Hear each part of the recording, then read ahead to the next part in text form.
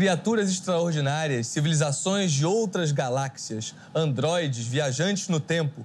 Esses são alguns dos personagens de um gênero que transforma o improvável em algo possível. É a ficção científica.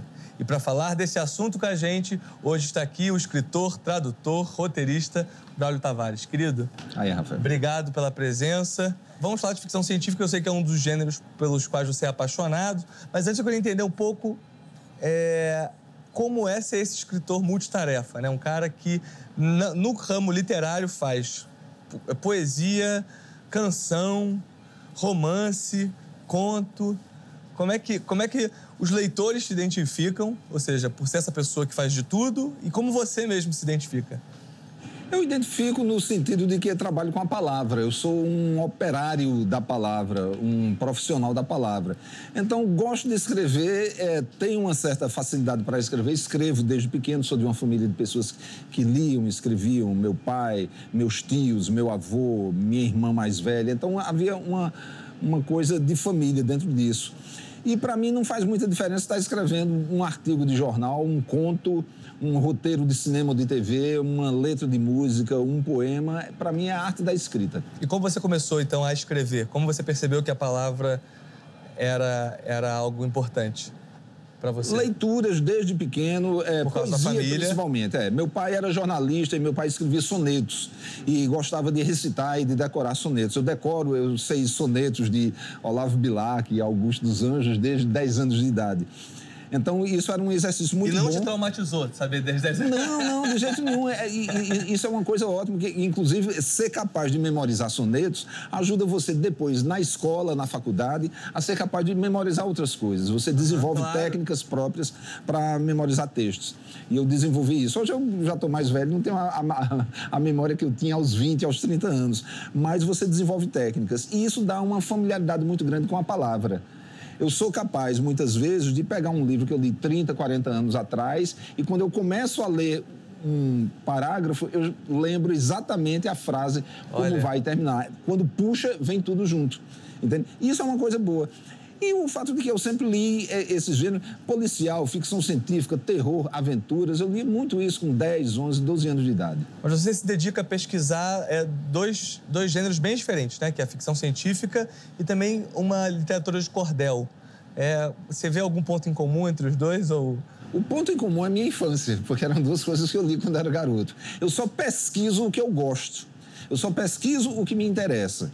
Então, eu leio muito sobre cinema porque alguém está me pagando, eu tenho uma bolsa para estudar. Não, porque eu gosto de cinema. Eu gosto de estudar a obra dos meus cineastas preferidos e assim por diante. Eu comecei a pesquisar ficção científica não porque havia um interesse, é porque eu achava que eu era o único leitor de ficção científica no Brasil inteiro. A única pessoa que se interessava, sabia que não era, mas acabei publicando um livro até para trazer para perto de mim, revelar ao meu redor as outras pessoas que também gostavam disso. Como é que foi isso? Conta desse livro. Foi quando a editora brasiliense, nos anos 80, criou a coleção Primeiros Passos, o que é isso, o que é aquilo. E eu fiquei esperando durante anos que alguém fizesse o que é ficção científica para eu comprar. Eu pensava que Fausto Cunha ia fazer isso. Está aqui, ó, o que é ficção científica. Pronto. Então, já que ninguém fazia, eu fiz. Mas é uma coisa interessante. Esse livro saiu em 1986. E para preparar essa edição eletrônica, eu reli no ano passado. E eu não mudaria absolutamente nada. É uma coisa incrível, porque é um livro que foi escrito antes de eu começar a conhecer a comunidade de ficção científica, antes de começar a escrever ficção científica.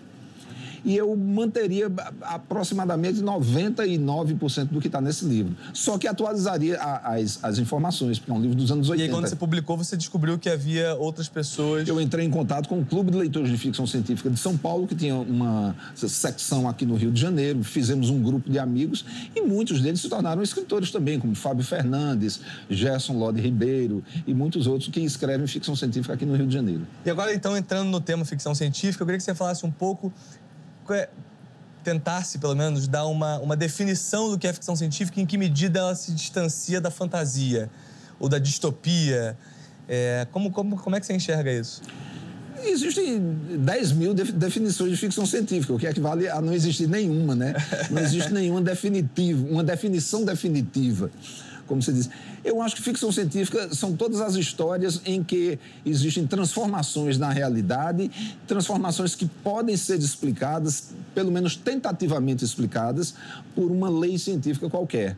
Ou seja, tem que haver uma certa vinculação com a ciência, porque senão fica a fantasia pura e simples, fica um surrealismo ou um absurdismo puro e simples. Então, quanto mais preso a uma explicação lógica e racional a história estiver, mais próxima ela está da ficção científica. A gente não tem uma linha clara de daqui para cá é ficção científica e daqui para cá não é. Tem uma zona cinzenta muito grande nisso. É porque você pensa em ficção científica, você traz o elemento ciência necessariamente, né? E você pode ter ficção científica, às vezes, sem elementos de ciência tão fortes. Pode ser. Trazendo só questões, digamos, futuristas. Eu acho até o termo ficção científica é muito questionado. O Robert Heinlein, que foi um dos grandes escritores americanos, ele tentou substituir por ficção especulativa, que é muito mais descritivo, eu acho. Quer dizer, abre muito mais o campo, tirando um pouco da ciência e botando para a especulação. Você especula como será o futuro, como serão outros planetas, como será uma raça de alienígenas. Essas são especulações. Fica muito melhor.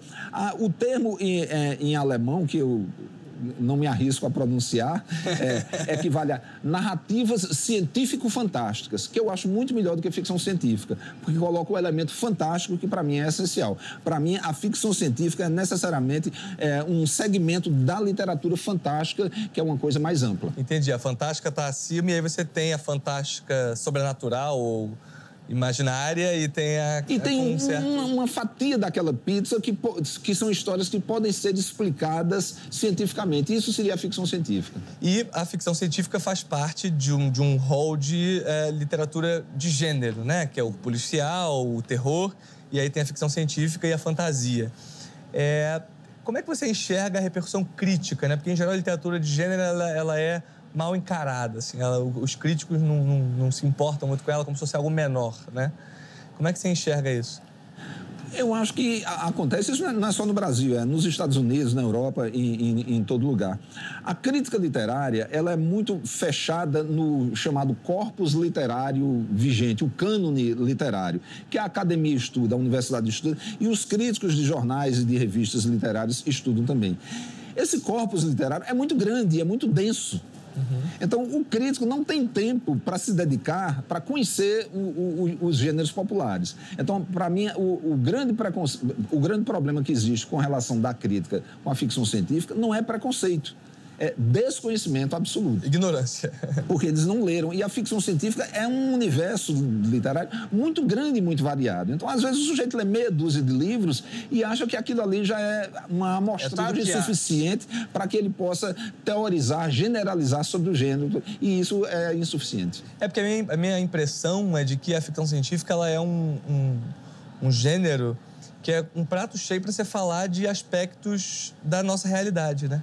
Por exemplo, agora a gente está tendo essa onda de livros de ficção científica que estão sendo adaptados para séries de televisão, né? E, na verdade, nada mais são do que ilustrações da nossa sociedade, questões políticas, né? Enfim, você pega aquele do Philip K. Dick, como é que é? O Senhor do Castelo... O Homem do Castelo Alto. O Castelo Alto. Né? Que você fala de sociedade. Você pode fazer ficção científica trazendo questões pertinentes, né? Qualquer coisa que faça parte da vida humana pode ser discutida pela ficção científica. Pode ser enfocada pela ficção científica. As pessoas têm uma história, eu vejo muito isso falando com meus amigos, eles dizem assim, mas esse livro não tem espaçonave, não tem extraterrestre, não é ficção científica. É uma visão muito limitada, entende? As pessoas, quando pensam em ficção científica, na verdade, elas estão pensando em space opera, que são aquelas histórias de naves espaciais, tipo Guerras nas Estrelas. Subgênero. É um subgênero da ficção científica. Quais são os outros? Tem mais, né?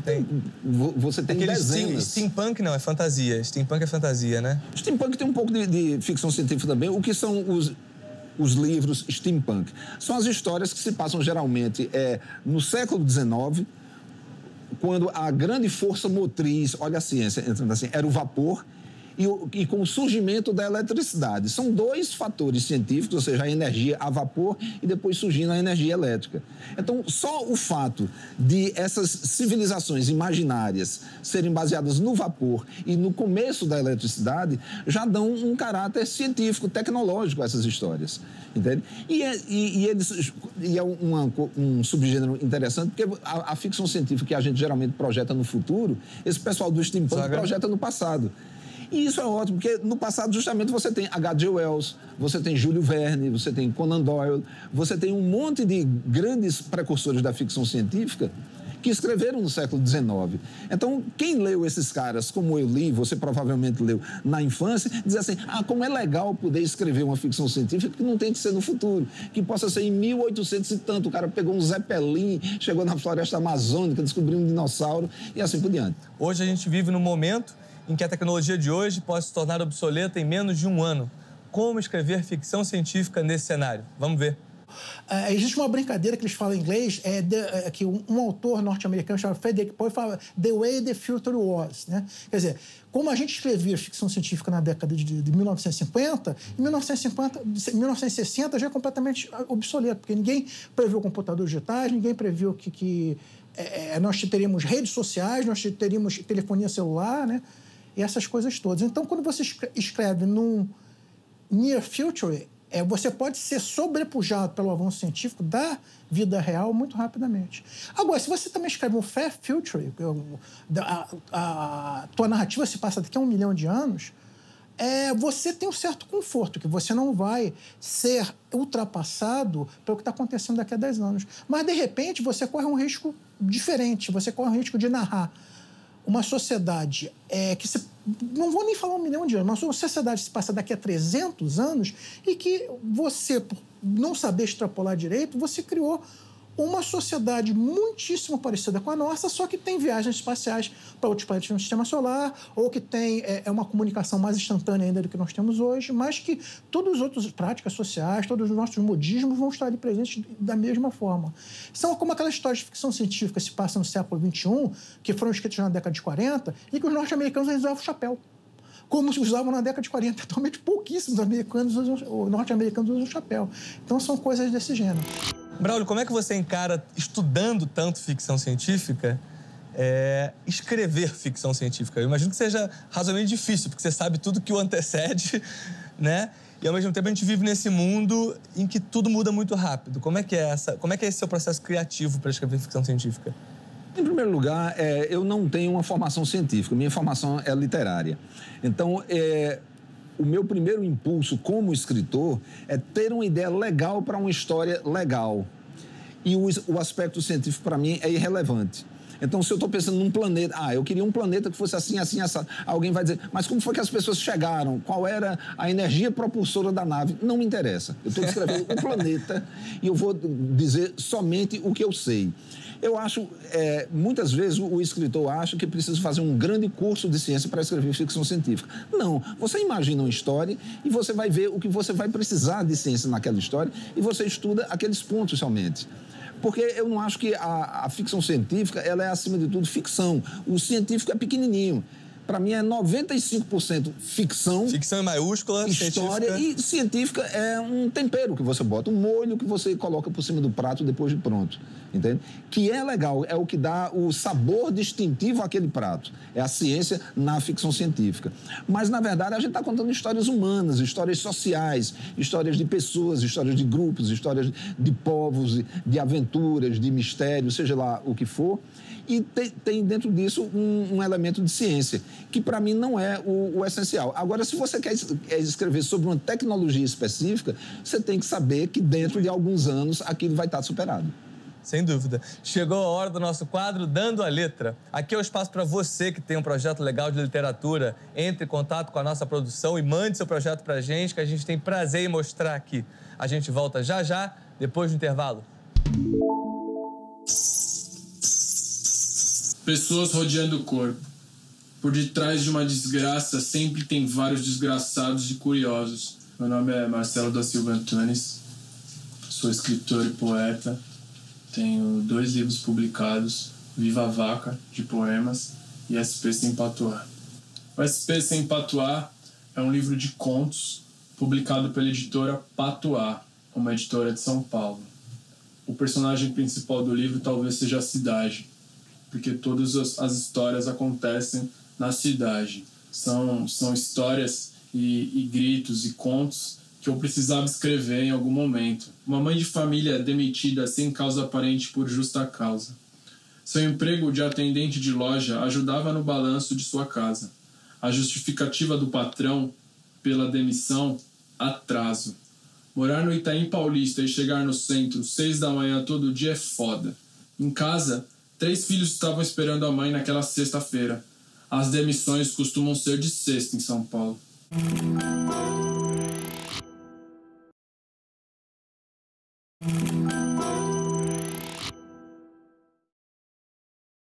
Olá, o Trilha de Letras está de volta, hoje num papo sobre ficção científica com o escritor Braulio Tavares, aqui numa livraria, o espaço querido por escritores e leitores. Mas antes de a gente voltar ao papo, vamos ver que dica a Cátia Navarro tem pra gente hoje.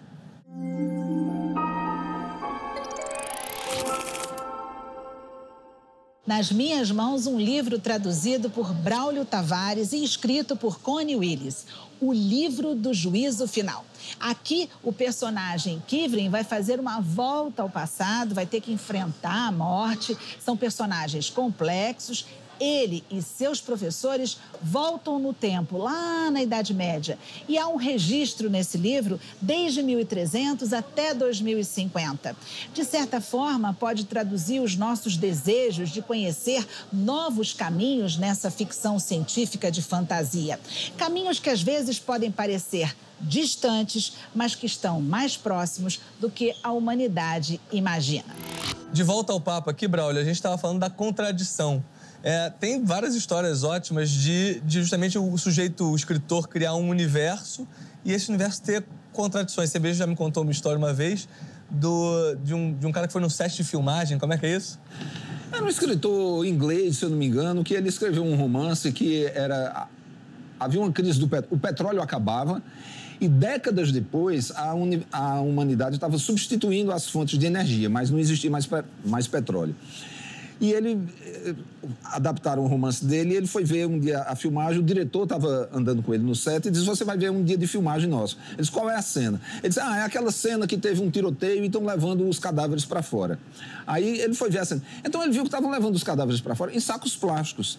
Aí ele perguntou para o diretor e disse, mas por que sacos plásticos? O cara disse, para levar os cadáveres e colocar dentro do carro. Ele disse, mas o petróleo não acabou? Esse plástico vem de onde? Aí o diretor bateu com a mão na testa e disse, é mesmo, né? Ele disse, claro, o plástico é um derivado do petróleo. Se na história que a gente está contando, o petróleo acabou há mais de 50 anos, de onde é que está vindo esse plástico?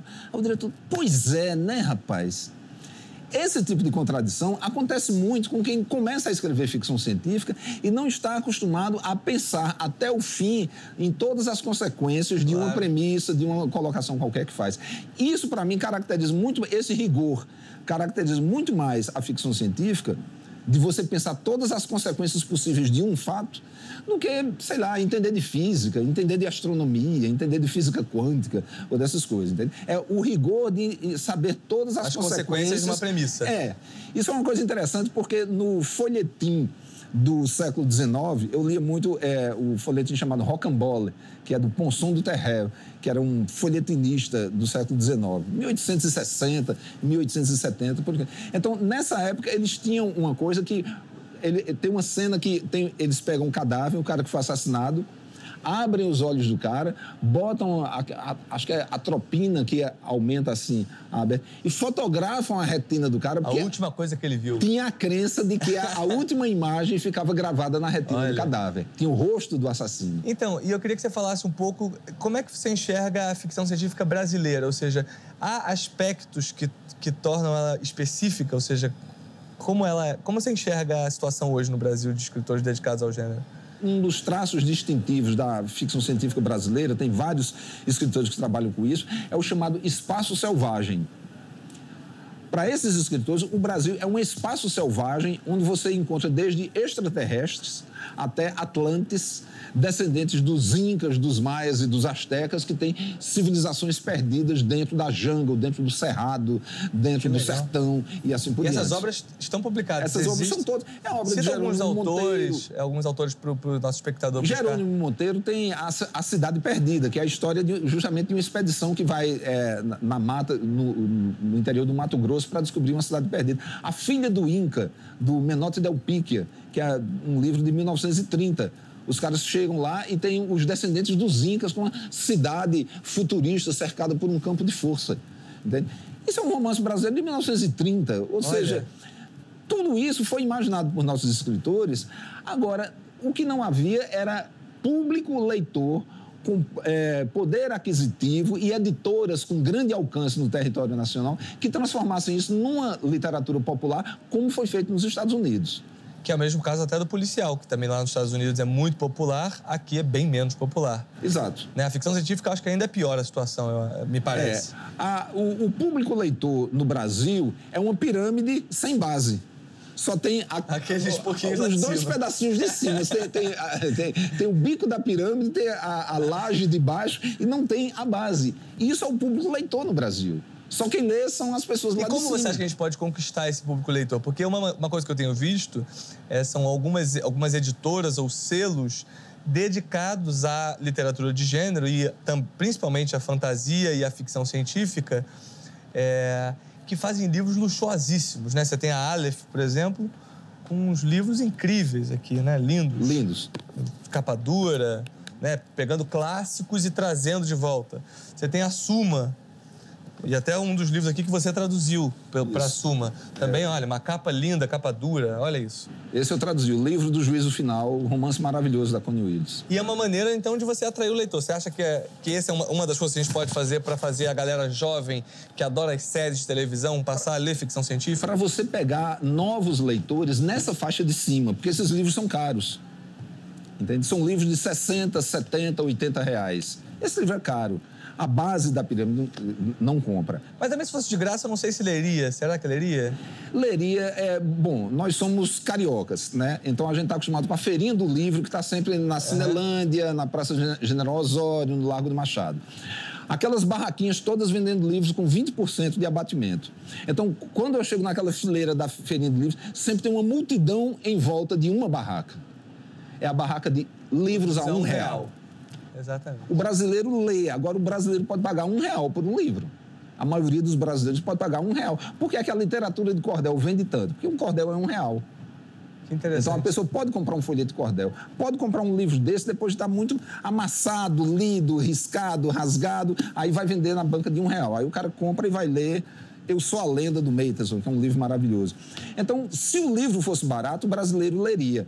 A única maneira de você ter um público leitor da ficção científica é você fazer uma revolução social no Brasil, você dá poder aquisitivo às pessoas, você dá educação para as pessoas, para você ter não somente a pessoa que saiba ler, a pessoa que saiba ler e entender um livro de certa complexidade e que tem poder aquisitivo para comprar esse livro com certa regularidade também. Comprar um livro por mês. Braulio, eu aguardo que você escreva um livro sobre o Brasil nesse momento. Só não sei se vai ser um livro de ficção científica ou de fantasia, mas a gente discute. Mas seria legal um livro mostrando esse Brasil em que a gente consiga vender livro a R$1. Tomara que a gente chegue lá um dia, vamos ver. Chegar. A ficção científica sempre foi um espaço para se discutir os limites éticos do avanço tecnológico, como clonagem, robótica e vários outros temas. E hoje, quais são os desafios? Vamos ver. Tem temas que surgiram na ficção científica há 30, 40, 50 anos, mas que eles permanecem atuais. Por exemplo, a questão do genoma que você citou, a eugenia, né? Devemos melhorar o nosso programa genético para nos tornarmos super-humanos? Sim, não, e os riscos que derivam dessas manipulações, até que ponto nós devemos mexer na nossa natureza? Essa é uma questão ética fundamental que a ficção científica abordou praticamente desde os seus primórdios com Frankenstein no início do século XIX. Né? Existem algumas temáticas que são mais atuais, porque em enredos antigos realmente não tinha como a gente mensurar ainda e começar a discutir. Por exemplo, a gente já discute os direitos humanos dos diferentes. Né? Seria os direitos humanos de cidadania plena para as inteligências artificiais autoconscientes. Se ela tem autoconsciência, se ela é um ser, se ela é uma individualidade, ela deve ter direitos de cidadania plena ou ela é um objeto, ela é um produto? Outra temática que é muito interessante também e que se espelha na discussão, nas diferenças, em todos os questionamentos que nós fazemos sobre o racismo, as questões éticas geradas com o combate ao racismo, transportando isso para o futuro, quando nós vamos começar a ter contato com outras espécies inteligentes, seria o especismo. Né? O especismo em que você diz, não, esses caras alienígenas podem ser muito inteligentes, mas eles não são humanos. Então, eu não posso tratá-los como se eles fossem humanos. Eles não são iguais a nós. Mas será que não são? No fundo, lá dentro, não são? E hoje, quais são os temas que você sente que são, assim, para o futuro da ficção científica contemporânea do mundo todo? Eu vejo muito a ficção científica hoje como uma espécie, assim, de um teatro de hipóteses muito importante para que a população comece a abrir o olho para certas questões que vão ser discutidas em breve. Por exemplo, 2 anos atrás, eu vi uma discussão, eu acompanhei na TV a cabo, uma discussão do Supremo Tribunal Federal sobre células-tronco, sobre a utilização ou não de células-tronco para pesquisas científicas, se isso era possível ou não, e me parece que foi aprovado. Daqui a pouco, o Congresso brasileiro, esse nosso brilhante Congresso, vai estar discutindo para colocar na Constituição brasileira o que é um ser humano. Nós vamos chegar, todos os países vão ter que discutir isso. O que é que nós definimos? O que é um ser humano em nossa lei? Porque você começa a ter clones, você começa a ter bebês de proveta, você começa a ter animais inteligentes, começa a ter computadores inteligentes, androides inteligentes, e você vai ter que criar na Constituição um capítulo para dizer ser humano é o que tem tais e tais características e não é ser humano se tiver tais e tais características. Isso não é só no Brasil, é no mundo inteiro. O nosso grande problema é que nossa classe política é absolutamente analfabeta em questões científicas. Não é no Brasil. O presidente dos Estados Unidos, que tipo de conhecimento científico ele tem hoje para tomar decisões em termos da ciência norte-americana? Esse é o grande medo da ciência norte-americana hoje, que de ser sabotada por um indivíduo cuja mentalidade científica está com séculos de atraso. Não é só lá, na Europa como um todo. Muito bom. Querido, muito obrigado pela sua presença, obrigado pelo papo, obrigado pelas dicas. Agradeço. Foi um prazer. Valeu, Rafael. Infelizmente, o nosso Trilha chegou ao fim e eu espero vocês aqui na semana que vem com mais conversa e mais literatura. Trilha, o caminho da literatura, passa aqui na TV Brasil. Valeu!